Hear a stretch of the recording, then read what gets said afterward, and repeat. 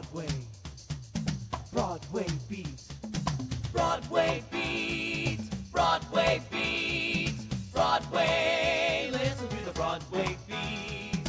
Broadway makes you want to move your feet. Everybody's tapping into everything that's happening on Broadway beat. Broadway beat. Broadway beat. Broadway beat. Hello, I'm Richard Ridge, and welcome to Broadway Beat, where we bring you the very best of what the New York theater scene has to offer. This week we drop by the opening night party for the new Broadway musical Rock of Ages, which features some of the greatest rock songs from the 1980s.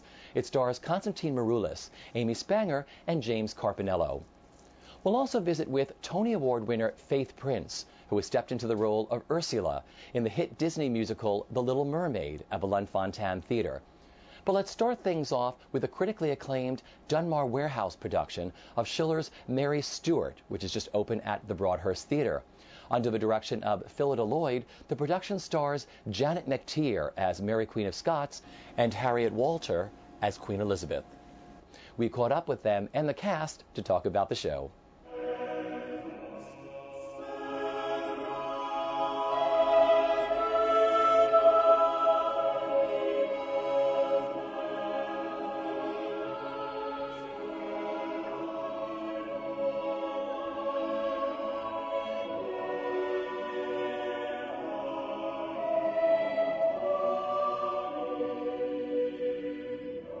I'm playing a role called Burley. Burley in the play is a combination of two characters. The real Lord Burley, who was Elizabeth's kind of uncle figure and advisor from when she first became queen. And there's another character who's only mentioned one in the play, which is Walsingham, who is kind of the master of the dark arts. He was the spy catcher and the spy master of Elizabeth's reign. And Burley is a kind of combination of both people. And I guess he's a combo of Rahm Emanuel, Cheney. Imagine that in one kind of package. That's what he is. The real Lord Burley was very kind of avuncular and rounded and very diplomatic, but very sharp. And he was a kind of moderate Protestant.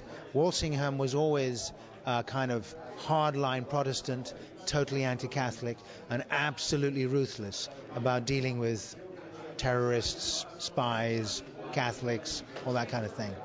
I play Queen Elizabeth's Secretary of State, Sir William Davison, who is one of history's greatest scapegoats. To understand why, you'll have to see the play. But I've really enjoyed the research.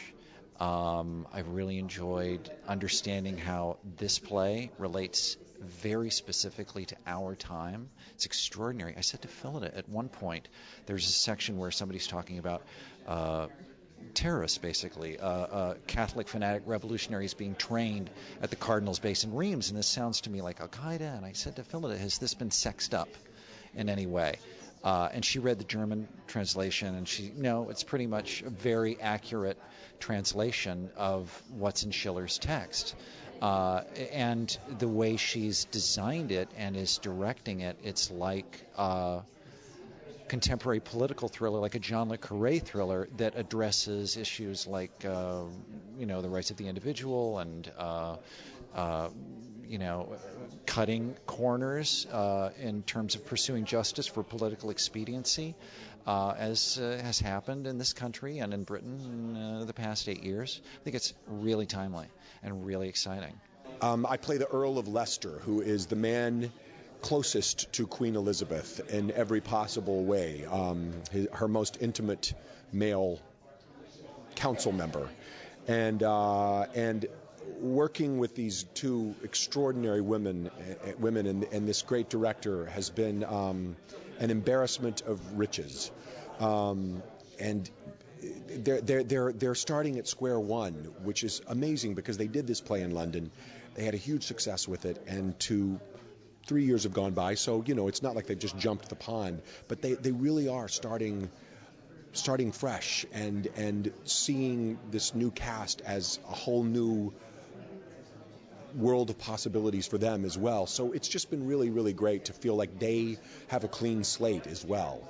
And yet, Phillida knows what works. You know, she knows what works about the show. So there's a marvelous kind of, you know, guideposts set up, which is just great, really exciting. You are an exception. Think of your upbringing. No throne in sight for you. Only your grave. God taught you harsh lessons. You were imprisoned in the Tower of London. No flatterers there.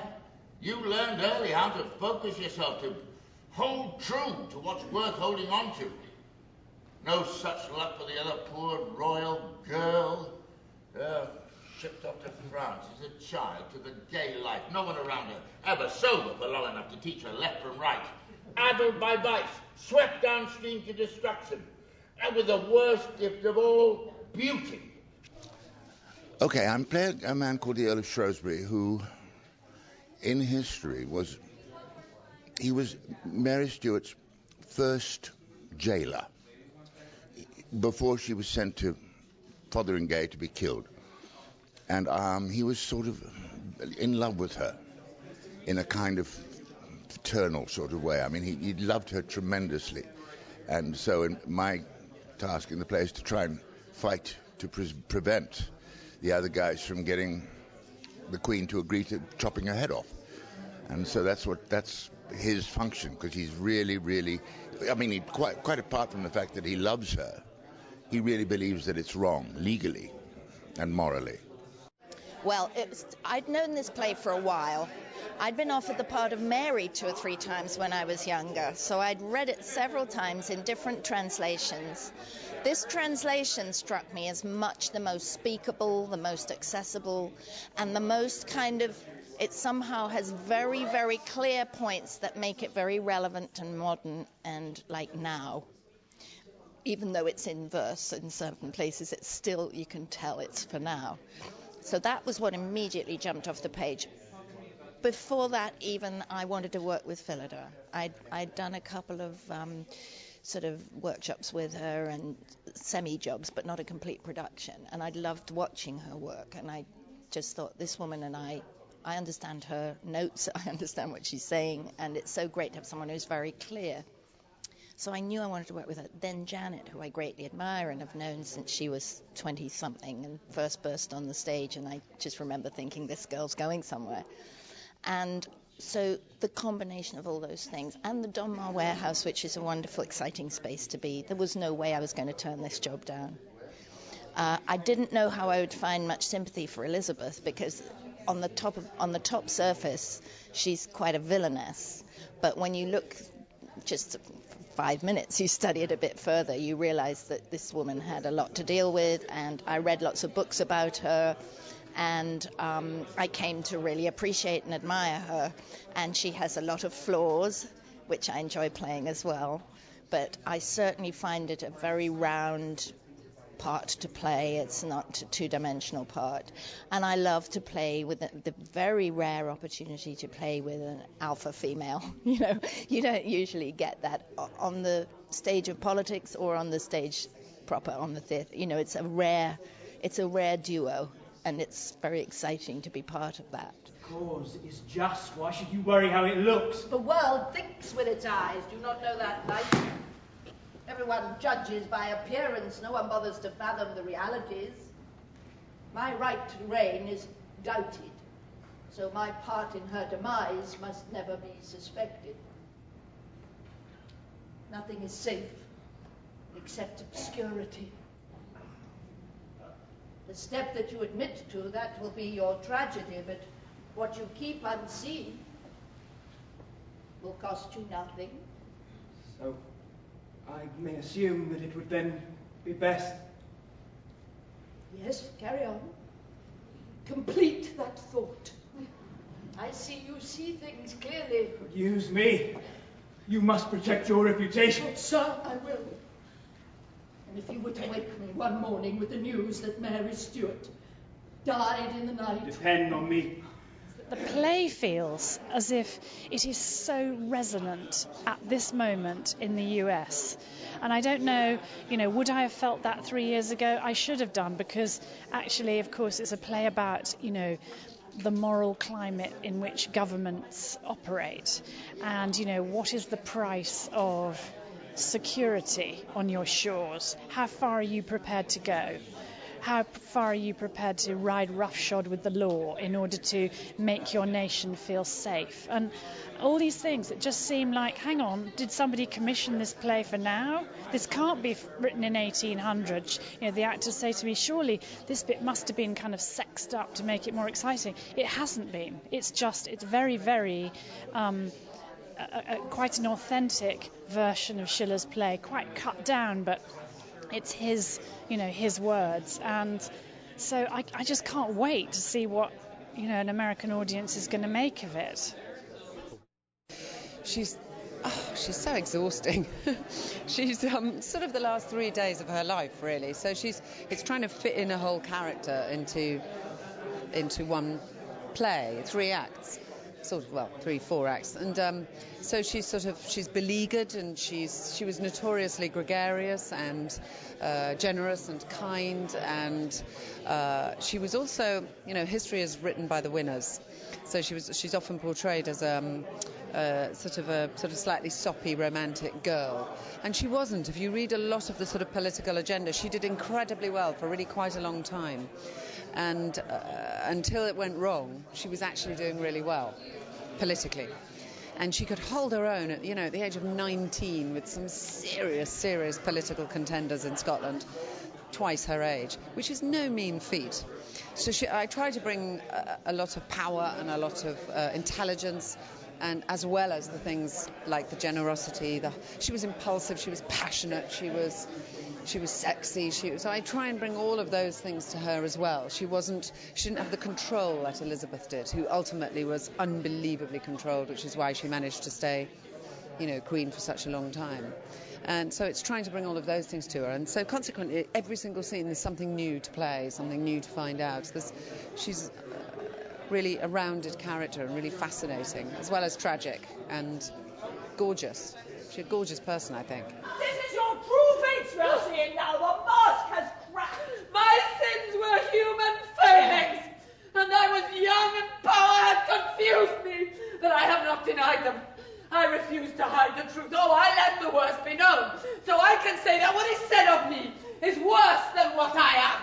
And history will not be so kind to you when it tears down this finely decorated drapery that veils your passions. You did not inherit much virtue from your mother. We all know for what crime Anne Boleyn was killed. This submission is this restraint, my lady! Human beings can only take so much. Restraint. Submission! Ah! Now I dispatch the lamb and let the lion out of its cage. Faint patience, like an angel float back up to heaven. And you gave Medusa her murdering eyes. Soak my words in poison. She's beside herself. Forgive this Do not listen to this raving woman, hurry. Away from here, away. The throne of England is desecrated by a bastard! Tony Award winner Faith Prince has stepped into the role of Ursula in the hit Disney musical The Little Mermaid at the L'Enfantine Theatre. We recently caught up with Faith to talk about the role. I grew up on like Cruella de Vil and all the Disney classics. I loved all the villains. I loved to be scared as a kid. And because they were also humorous and funny and all those things. And I've told this before, but I'm a big fan of Joseph Campbell. That book, The Power of Myth. And being a parent, I really relate to what he said. Our myths were our teachers in the old days, and telling stories to children was how you got a child to sort of understand the lessons of life. And I think we've lost a lot of that in a big part of our culture, except for Disney.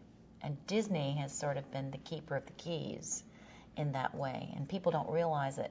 But this is who's teaching our kids the lessons. So it's been interesting with them coming into Broadway and sort of fusing with the live theater. It's been a perfect match. And I'd never gotten the chance to do any of those shows for whatever reason, whether timing or the roles not being right. So when this came up, I thought, well, usually I look at something and say, okay, can I contribute something to it? You know, can I think in my sort of way how I'm going to go about sort of executing this character. And then, of course, you want to work with the director. You want to work within the structure because it's already been set. You're not going to reinvent the wheel, but you've got to add something to it. And it's an interesting process, sort of layering what you've got to give it with what's there. And it's sort of A, B, and C. As a character, doesn't matter if she's evil or anything. It's like, what does she want? What does she need? How does she get it? Does she succeed? And so just looking at it like that, then fusing in, I really wanted her to be a real character, not playing at it, but a real sense of danger. Because kids know better than anybody. They know when you're putting on. And it's like you want a sense of, because I mean, all the music, the lights go down low, she lives at the bottom of the sea. It's haunting and scary. And you want a sense of real danger there, but not too much. Just when it gets really scary, you have to turn on the humor. And finding those levels, and the material is so delicious. I'm in the makeup chair an hour before showtime. So the makeup takes almost an hour. Then I get into costume, and it's quite a whole garb. I mean, there's the fat suit, you know, you've got her bottom, because you are a squid.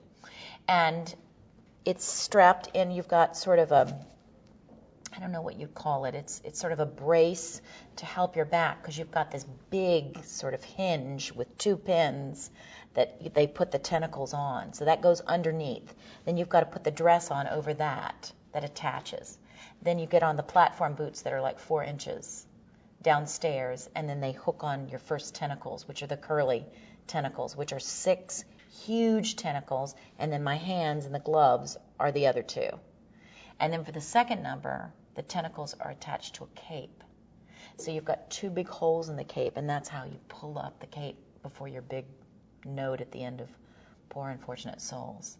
So it's that, along with being in the pod, coming down the stairs, dealing with all these people skating around you. I mean, it's quite something. I've never experienced anything like it. I would say the most challenging is singing with that much weight pulling down on you. And wanting to get it in the right sort of range. I mean, I'm a person that likes the speaking into the song to be within the same sort of format. Meaning that, you know, if it's an evil character, you notice I'm talking my bottom voice. I use a lot of, you know, not on your life, you know, sort of big booming voice. I don't want the singing to be way up here because it doesn't match who she is. So finding the right keys, so it's all of one mind. So when I go from speech into music, you don't feel like I'm doing a musical. It's just one solid arc of who she is. That's what I'm shooting for. You know, it's like a myth. People relate to it. They find it magical. And I mean, Sierra is just one of the most consistently beautiful voices. She has one of the most consistently beautiful voices I've ever heard. The voices in the show alone, just listening backstage, like I get a lot of time on this. Usually I'm on stage a long time. Like Catered Affair, I was on stage the full hour and 40 minutes, consistently. King and I, probably 3 hours. This, I'm only on stage for 22 minutes, but it's power-packed. A lot of the time I spend backstage listening to the voices and the scenes and the songs and the audience responding to it. It's magical. The new musical Rock of Ages has rolled into the Brooks Atkinson Theater after a sold-out run earlier this season off-Broadway. The musical, which features some of the greatest rock songs of the 1980s, stars Constantine Maroulis, Amy Spanger, and James Carpinello. We were on hand to celebrate with them on opening night. Don't stop believing. Hold on to that feeling. Streetlights, people.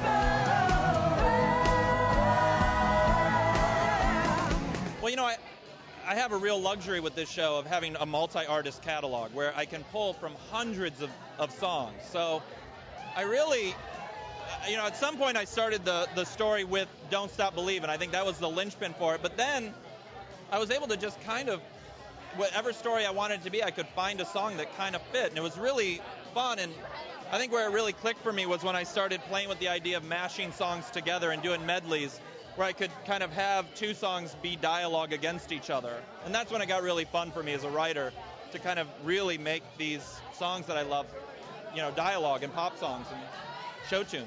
You know what? 80s music is so hard, and it's kind of raw, and it's so strong, and it's in your face. You can't not dance to it. So as far as the movement, it comes pretty easy, and it was everything was really exaggerated and large, and people did have big hair, and so you were always throwing, like, the girls danced with their hair. It was all about the hair and the walk and sort of the attitude. Excellent question.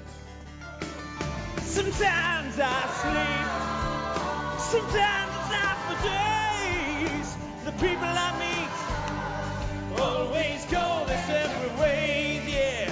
Sometimes you tell the day by the bottle that you drink. Thanks, buddy.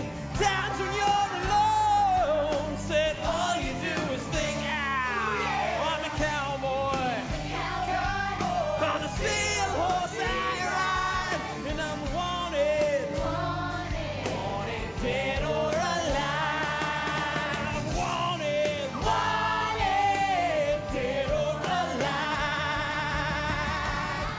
Well, I was just telling my wife, I actually think I like the role, like I like myself as that guy a little bit more than myself lately. I put the hair on, I'm standing there, I'm getting ready to go, I'm like, I kind of like this dude. I want to be this guy for a little while, because I can do anything. I mean, I got 2 little kids. I can't act like that at home. It must be a fantasy to play this kind of role, Yeah, isn't it? I grew up on this music. I mean, I get to sing Bon Jovi every night. I mean, come on. You can't beat that. Well, let's talk about the audience's reaction to the show on Broadway. Like I said, I mean, I've seen shows like this, but I've never been a part of them. I mean, it's truly unbelievable to watch people enjoy themselves that much. You'd think the houses were papered. They're fully sold. It's unbelievable. I think the comedy is really hitting hard, and people are just loving it with the songs. It's really great. Because it's lowbrow and it's silly, but it's also hilarious and smart and clever and people come to it to escape.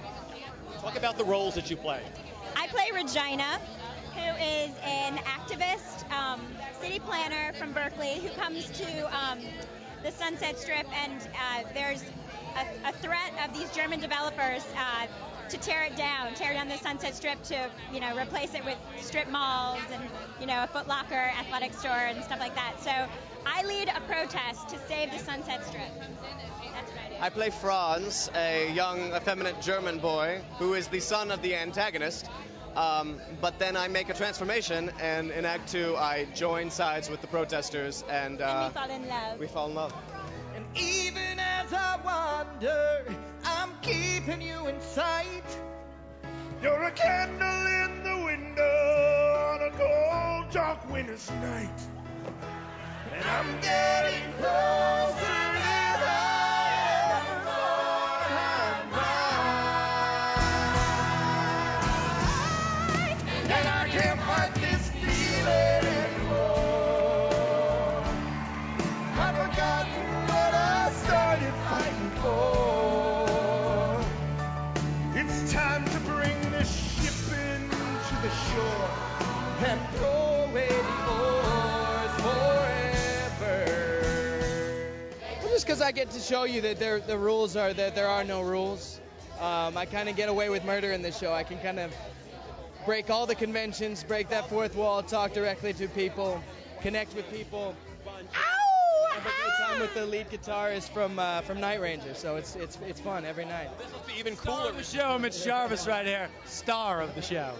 Thanks, right? buddy. We can say that, right? No, listen. I just told Constantine over there, man. He's second fiddle. Is that cool?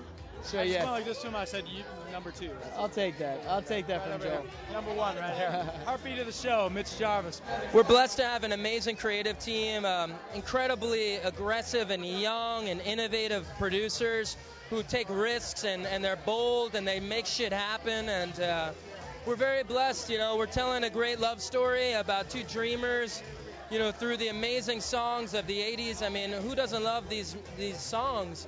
They lend themselves so well theatrically to what we're doing, and we're all very blessed. Why do you think audiences are falling in love with this show? I think we're in incredibly challenging times economically, socially. Our country, we have a beautiful new president. We're seeing the light, at the end of the tunnel, definitely.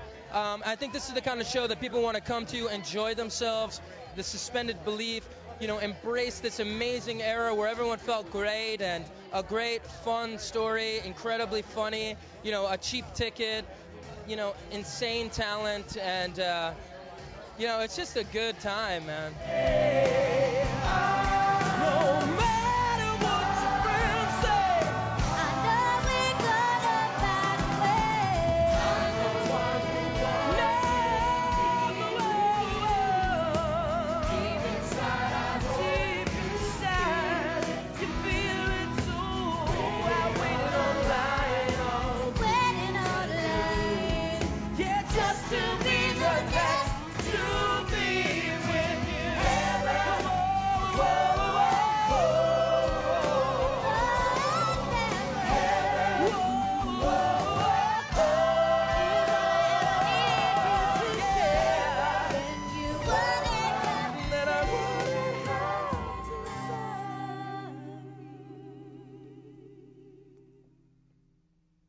They go berserk. Something about the 80s. I don't know what it is. It's like the demographic is humongous, like of people who love the 80s.